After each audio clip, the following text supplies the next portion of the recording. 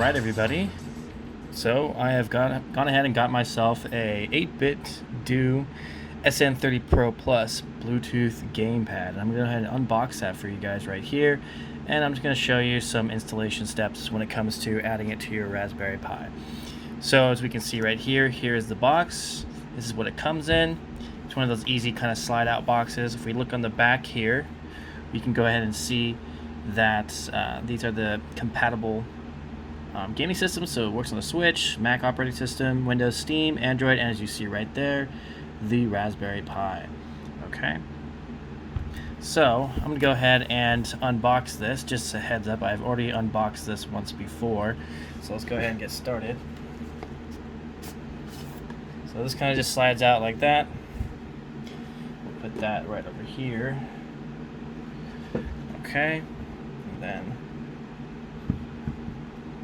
all right, put that right there. So this is how it comes in. It has a plastic shield. There will be instructions that come with this as well. I already took those out. I unboxed this already and played with it a little bit, but I put it back in just so you can see what it looks like. So you take this off like so, put that right there, and you can see the controller. So we'll take it out right now. Inside comes with a few cards. It is a letter addressed to you and just some information. So you can take a look at both of these cards, and then it talks about some of the software that you can get with this 8BitDo controller.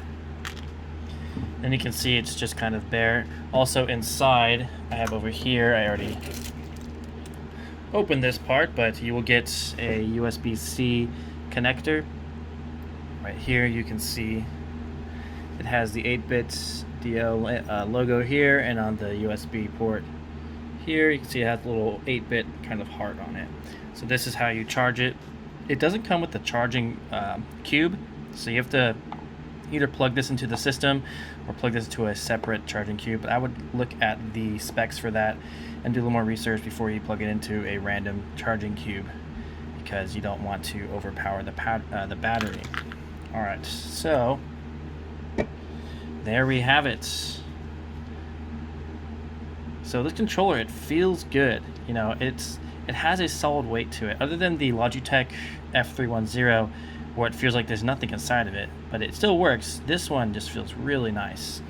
If we kind of get a little closer here, you can see the textures on the thumbsticks on each side here. If my camera will focus. You can do it, camera. There you go. You can see that the buttons are glossy. You have a star button and a heart button on the sides, along with the select and start. You also have the L and R bumpers, and then L2 and R2 triggers. On the back, you'll see a switch-like connection dots here. So those 4 dots on the bottom. Then on the top here, you will see the USB-C connector. Come on, you can do it, camera. Focus, there you go. So you see the USB connector here, and then that little dot right there is going to be how you pair it with Bluetooth, okay? So ultimately, D-pad, start and select buttons, and this thing just feels like an advanced Super Nintendo controller. It feels really good. Alright. That being said, we're going to go ahead and move on to the connecting process. So connecting this to your Raspberry Pi 4. So if you are buying this for the Raspberry Pi 4, or it's coming with the purchase that you got with mine, if you decide to purchase a wireless controllers with my build, then it will come pre-registered. But I'm going to go ahead and just walk you through how to get this connected.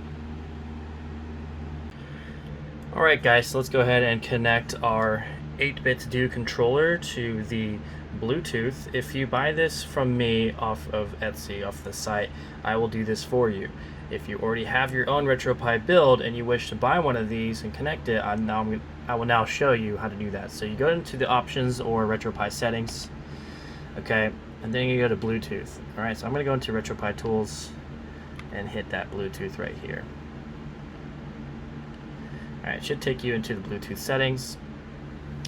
I'll zoom in. I'll zoom in a second So to turn on your 8BitDo controller, you press start and select at the same time. You'll see it starting to search there. And then what you want to do is you want to hit that little button right here to get yourself into pairing mode. So I'm going to do that right now. And then you can see it's in pairing mode.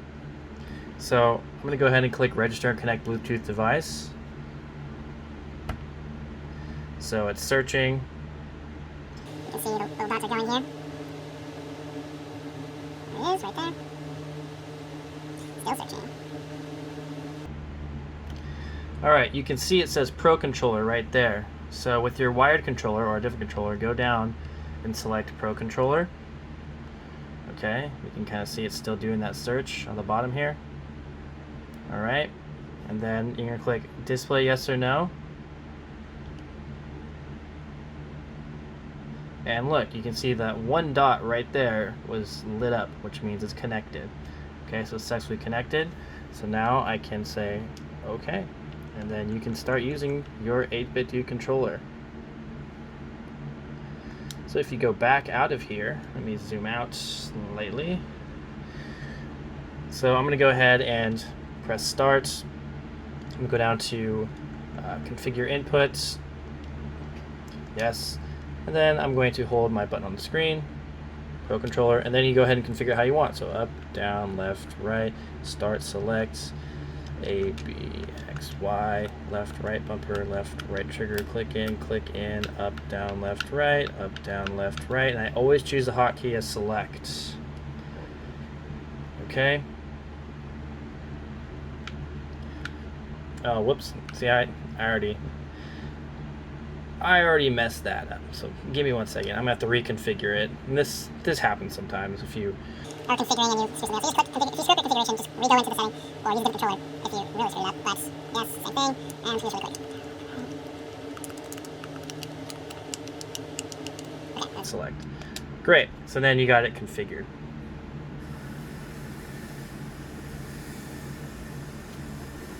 So now I'm gonna go back, and in some systems like PSP or Nintendo DS, or let's do Dreamcast, we'll just go to Sonic Adventure, why not?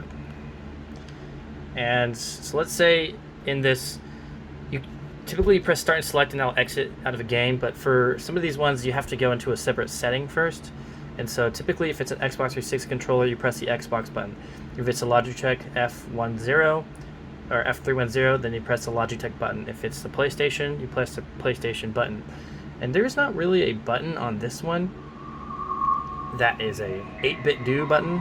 So I'm going to go ahead and experiment. This is the first time I'm doing this. I'm going to try to figure out what button we're going to press to exit out of our Dreamcast system. So as you see right now, we're already booted into Sonic Adventure 2. So I'm going to go ahead and try pressing start and select the first try.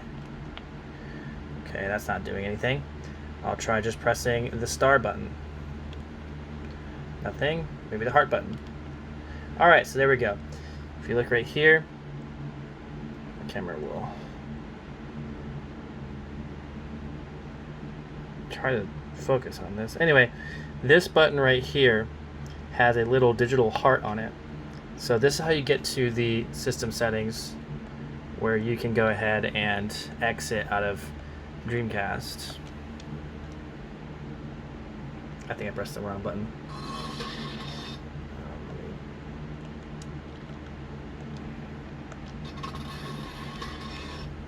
I'm really screwing this up, aren't I? There it is. It's pressing B instead of A. Anyway, just let's go ahead and give it a shot with PlayStation Portable. There it is. We'll just do, I don't know, Loco Roco. So let's try this out for PSP.